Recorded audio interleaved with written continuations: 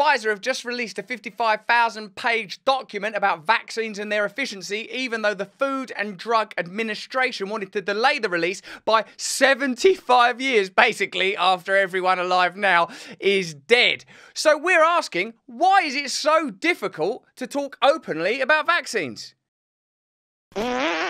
Hello there, you 5.3 million awakening wonders. There's a light within you and it's getting brighter. I know how challenging it is to be alive. I know what you face. I know what you have to get through. We're all on our individual journeys, but here we can coalesce and come together, communicate openly and ask the difficult questions. Have the difficult conversations. Today's conversation being, of course, why did the Food and Drug Administration want to delay information about vaccine efficiency by 75 years? Why is that in a climate where many people are skeptical and doubtful? One environment where people are neither skeptical or doubtful is at my live shows. You can come and see me if you're in the UK, or if you want to travel here, you can do that now. You can come see me in a couple of weeks in Carlisle. You can see me in Newcastle, Stockton-on-Tees, Glasgow, Plymouth, Bristol, all over this beautiful country in fantastic places. See me live. More than just stand-up comedy, an opportunity to ask me questions and meditate. If you want to do things like that, that's literally up to you, as are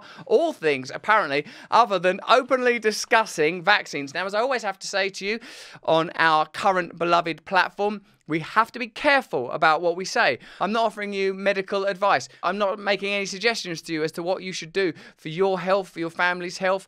What I'm doing here is looking at a very interesting story. The story being that the Food and Drug Administration wanted to delay the release of documents pertaining to the efficacy of vaccines and information around their trials, side effects, for 75 years. But Pfizer have released a 55,000-word document due to a judge saying that they had to release it. So that's good. Once in a while, there are positive things that come out of these stories. You think, well, that's good. There's a democratic check and balance in place there that's led to some transparency. But is it total transparency? And what's the resistance? Let's get into the story. In a 55,000-page set of documents released in the last few weeks, the US Food and Drug Administration Center for Biologics Evaluation and Research, CBER, is for the first time allowing the public to access data Pfizer submitted to the FDA from its clinical trials in support of a COVID-19 vaccine license. This follows US District Judge Mark T. Pittman's decision on January the 6th to deny the request from the FDA to suppress the data for the next 75 years, which the agency claimed was necessary in part because of its limited resources. We've got so few resources in the pharmaceutical industry. It's been a tough couple of years. Tightening the belts, we've barely scraped together a few pennies. What with conditions, we've all been hit quite hard by the pandemic over here in the pharmaceutical industry. Would you give us a bit of time to get ourselves together? Sure. How long? Well, just, I don't know, 2-3 generations so that everyone alive now would be dead. What that in itself suggests is that there's something to hide. I'm not saying that there's something to hide. I'm saying a request to delay the release of information by 75 years doesn't feel like transparency. And querying that doesn't make you a conspiracy theorist. That makes you someone who makes rational evaluations based on data. This is from those conspiracy theorist wacko cowboy loonies. Oh, the British Medical Journal. Hey, what should we put in today? Let's put in the lollipops of magic. Let's put in the unicorns are real. In the pages of the British Medical Journal, God bless you, Your Majesty, a decade ago, in the middle of a different pandemic, it came to light that governments around the world had spent billions stockpiling antivirals for influenza that had not been shown to reduce the risk of complications, hospital admissions or death. The majority of trials that underpinned regulatory approval and government stockpiling of oseltamivir, better known as Tamiflu, was sponsored by the manufacturer. Most were unpublished. Those that were published were ghostwritten by writers paid by the manufacturer. The people listed as principal authors lacked access to the raw data, and academics who requested access to the data for independent analysis were denied. Complicated case, Watson. The Tamiflu saga heralded a decade of unprecedented attention to the importance of sharing clinical trial data. Public battles for drug company data, transparency campaigns with thousands of signatures, strengthened journal data sharing requirements, explicit commitments from companies to share data, new data access website portals, and landmark transparency policies from medicines regulators all promised a new era in data transparency. Progress was made, but clearly not enough. The errors of the last pandemic are being repeated. Memories are short. Today, despite the global rollout of COVID-19 vaccines and treatments, the anonymised participant-level data underlying the trials for these new products remain inaccessible to doctors, researchers, and the public, and are likely to remain that way for years to come. Doctors, researchers, and the public. Can the public see? No, those idiots. We don't trust them. We're not going to tell them anything. What about researchers? It would really help with the research. No, they come to their own conclusions.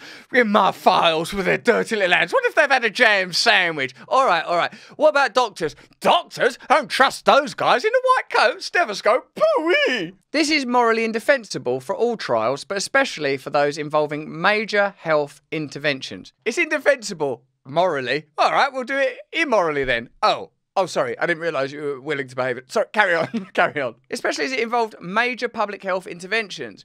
I think that a lot of scepticism around vaccines came from people that were uncertain about the unprecedented scale of what was happening. I remember rather fondly the enthusiasm of the beginning of the pandemic, where in spite of our shared fear, there was at least a sense of collective duty that we all had to obey government edicts because life was at stake. The life of people we didn't know, strangers, loved ones, whoever. That life is important. And above all else, we're here to protect one another and love one another. I'm laughing because elsewhere in society, you don't see those values playing out. But I, for one, was optimistic to see that happen. As things went on and the medical solutions began to present themselves, it was interesting to see how it was conveyed through the media and what kind of information was verboten, what kind of things you couldn't talk about.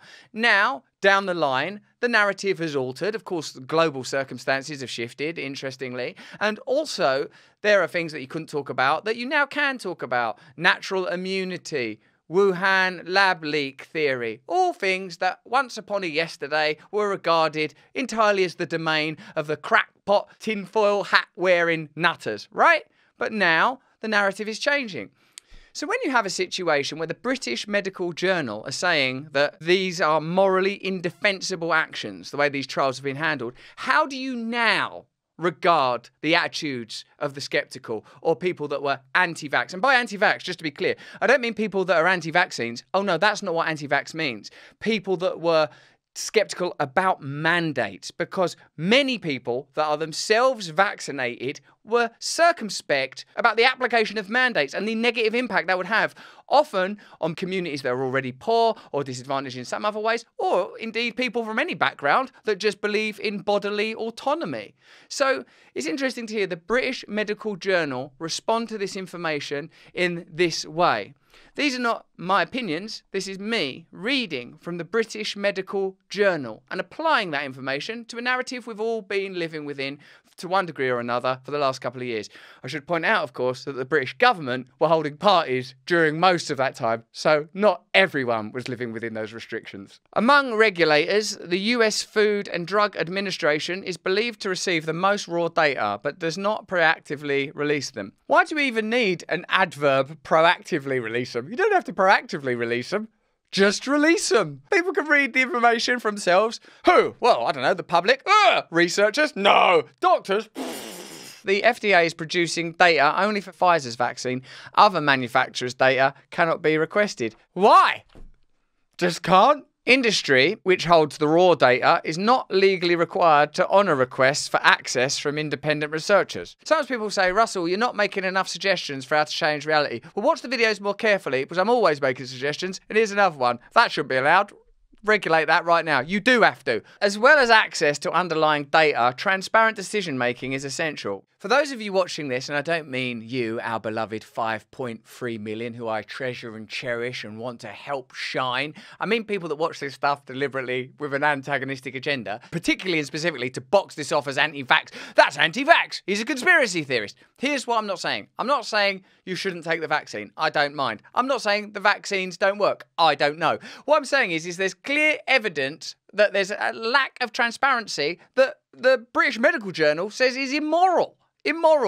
And that leads to at least skepticism, sometimes cynicism, possibly hesitancy, sometimes in a climate where we know how Big Pharma have behaved in the past, downright doubt and resistance. Can you see why that might be happening under these circumstances. Wouldn't it be nice to hear, hey, listen, look, I know you're worried about this stuff. Here's all the data. There's all the data. Check it out. Read it for yourself. We're so confident in this product. We're so confident in this situation and our decisions that you can just read what you want and then you can decide based on, what's wrong with that? Do you want to buy a car? Can I have a look at it? No. What? Why are you a conspiracy theorist? No, just like look at the car before I buy it. You can't look at that car. What are you? A pervert? A right-wing conspiracy theorist? No, I just want to look at the car, have a look round it, see if it works and that. No, you can't. It's private. You can have a look in 75 years. Yeah, but by then, 75 years you can look. Otherwise, you're a conspiracy theorist. What are you? An anti-carer? Are you? Are you an anti-carer? I don't even know what you're trying to say. I'm trying to buy the car. 75 years. I'll see you in 75 years, you bloody conspiracy theorist. Where's your tin hat? Big Pharma is the least trusted industry. At least 3 of the many companies making COVID-19 vaccines have passed criminal and civil settlements costing them billions of dollars. It's only a civil dispute. What about those criminal ones? Oh, yeah, no, there are some criminal ones as well. But still, would you trust us? We'll tell you in 75 years whether you were right to or not. One pleaded guilty to fraud. Did you do fraud? We did do that. Guilty. Other companies have no pre-COVID track record. Have you done anything before? Not really. No, but just what you've been doing. I don't know, just work for my uncle. Now the COVID pandemic has minted many new pharma billionaires and vaccine manufacturers have reported tens of billions in revenue. Can we see the data? Still no. The BMJ supports vaccination policies based on sound evidence. As the global vaccine rollout continues, it cannot be justifiable or in the best interest of patients and the public that we are left to just trust in the system, with the distant hope that the underlying data may become available for independent scrutiny at some point in the future. The same applies to treatments for COVID-19. Transparency is the key to building trust and an important route to answering people's legitimate questions about the efficacy and safety of vaccines and treatments and the clinical and public health policies established for their use. 12 years ago, we called for the immediate release of raw data from clinical trials. We reiterate that call now. Very intelligently, the British Medical Journal are saying this is not something that's specific to the pandemic and the treatments of the pandemic. These are a set of, here's a word, principles. Data must be available when trial results are announced, published, or used to justify regulatory decisions. That seems reasonable. We've made a regulatory decision. What did you base it on? Some data. Can we see that data? No.